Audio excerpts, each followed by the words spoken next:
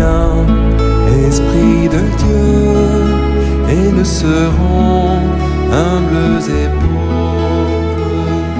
Viens nous apprêter à hériter de ton royaume. Mercredi de la 3e semaine de Carême.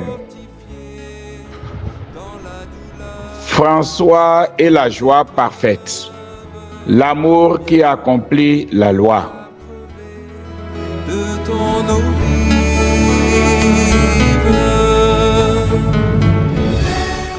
Un soir d'hiver, Saint François marchait avec frère Léon sur un chemin froid et boueux. La pluie tombait, le vent était glacial. François expliquait à son compagnon ce qu'il appelait la joie parfaite. Il lui dit: Frère Léon, si les frères mineurs savaient prêcher avec éloquence, faire des miracles ou convertir beaucoup d'âmes, ce ne serait pas encore la joie parfaite. Puis il ajouta: Imaginons que nous arrivions à la porte de notre couvent, transis de froid, et que le frère portier ne nous reconnaisse pas, qu'il nous laisse durement, qu'il nous chasse durement et nous fasse attendre dans la nuit. Si nous supportons cela avec patience et amour pour le Christ, alors là se trouve la joie parfaite. Pour François, la vraie joie ne dépend pas du succès ni de l'estime des autres. Elle naît d'un cœur qui aime Dieu jusque dans l'humiliation.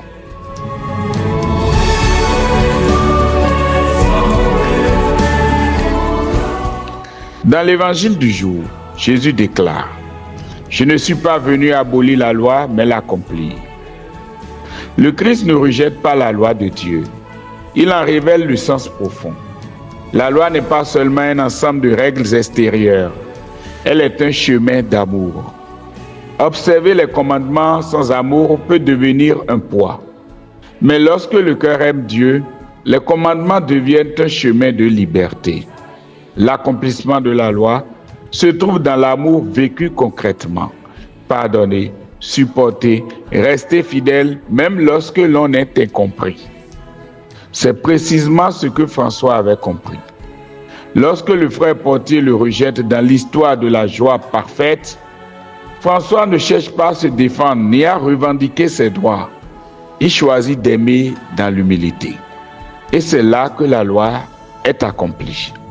Car la loi trouve sa plénitude dans un cœur capable d'aimer même dans l'épreuve.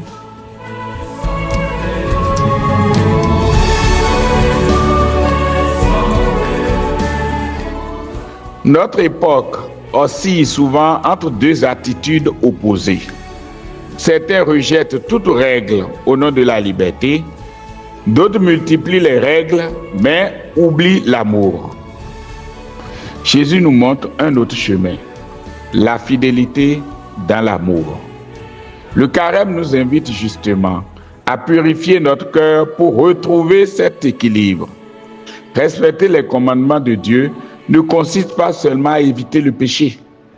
Il s'agit de laisser l'amour transformer notre manière de vivre.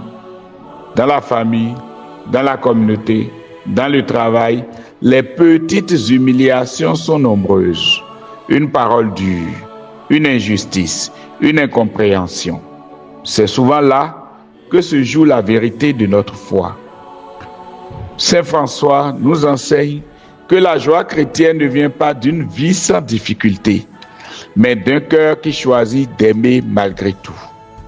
Lorsque nous répondons au mal par la patience, à l'offense par la douceur, à l'injustice par la fidélité, alors la loi de Dieu s'accomplit en nous et une paix profonde naît dans le cœur.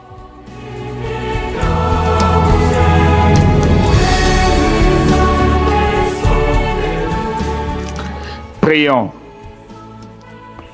Seigneur Jésus, toi qui es venu accomplir la loi dans l'amour parfait, viens transformer notre cœur.